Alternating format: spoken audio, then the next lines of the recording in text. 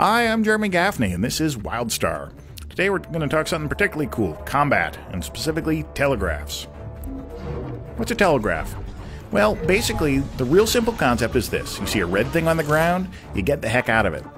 And these red things come in all shapes and sizes, because we want you to react to them in different ways, sometimes by dodging in and out of them, by interrupting the spell that's going to happen, or that incents you to maybe attack something from behind, or to have a different pattern of movement while you're fighting. Like if you're a melee guy, you gotta back off from this guy, or interrupt the attack.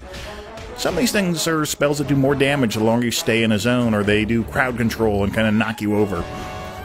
The effects are all sorts of different things, from modifying the battlefield with poison gas, or causing big spike traps to come at unless you run directly at a monster.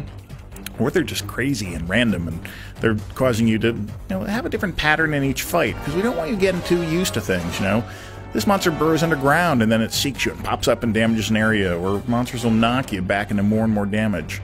We start off simple, and then as time builds, as levels go up, we start throwing more and more at you. Just cool stuff, in combinations, so that if you get used to one attack, now all of a sudden it's going to mix in some new things as well, so that there's always a challenge for you.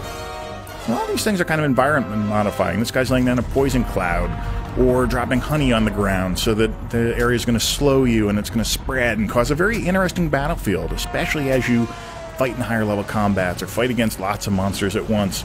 You can imagine the battlefields get very complex with positive things to do. Maybe there's poison mushrooms and you set them off and it's going to damage all the monsters nearby. Or you can learn from these things and maybe lure monsters into a cannon strike, or in general, the more intelligent you are about using these things, we like giving you bonuses for doing them to make the environment very interactive.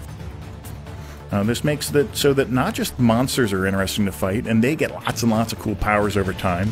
You get cool powers over time to use against them, some of which change the battlefield yourself. But also the environments are very interesting to fight in. So now group combat becomes quite interesting. When you fight a whole bunch of monsters at once, you can rack up a ton of bonuses. Lots of different things to evade.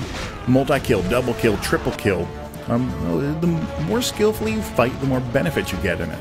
It's one of the sort of basic contracts we make with the player. If you're a really skilled player, we're going to give you extra rewards for this as you learn things. Because we have a really simple philosophy. We want you to get in the game and have cool, fun combat from the start. It's a little different than what you've seen before. And then we want to build on this over time so that there's all sorts of variety. We don't want people getting bored as they level up in the game. We want you to get from level 1 up to top level, seeing different monsters, different environments, different combinations that just get cooler and cooler and cooler. We want to pay off this combat in PvP so that PvP becomes very interesting as you see all the different player attacks and player telegraphs going off. We want group combat to be really cool, so you're in a raid, and now all of a sudden you've got different combinations of your attacks and how your friendlies are lining up, how the enemies are lining up, to make for cool combat start to finish.